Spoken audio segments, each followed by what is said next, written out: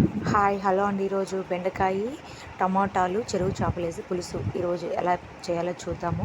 ముందుగా టమాటాలు కావాల్సినవి కోసుకొని తర్వాత బెండకాయలు కూడా కోసుకొని పక్కన పెట్టుకోవాలి. ఈలోగా కడాయి పెట్టి ఆయిల్ వేసి కొన్ని ఆవాలు కొన్ని మెంతులు వేసి బాగా ఫ్రై అయిన తర్వాత మనం కట్ చేసుకున్న ఈ ముక్కలన్నీ వేసి కొంచెం ఉప్పు కారం పసుపు వేసి కరివేపాకు కూడా వేసుకొని బాగా ఫ్రై చేయాలండి.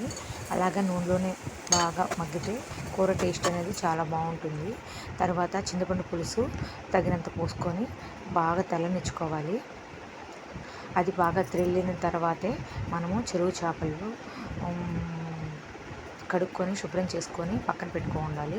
ఆ చెరువు చేపల్ని తెల్లేటప్పుడు కూడా వేసుకొని బాగా ఉడకనిచ్చుకోవాలి.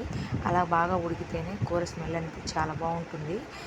చూసారు కదా, ఇలా తెల్లిన తర్వాత మనం సర్వ్ చేసుకోవడమే. వేడివేడి అన్నంలో ఈ బెండకాయ కర్రీ చెరువు చేపలు వేసి పులుసు చాలా బాగుంటుందండి. మా వీడియో నచ్చితే లైక్ చేయండి, మా ఛానల్ని సబ్స్క్రైబ్ చేయండి.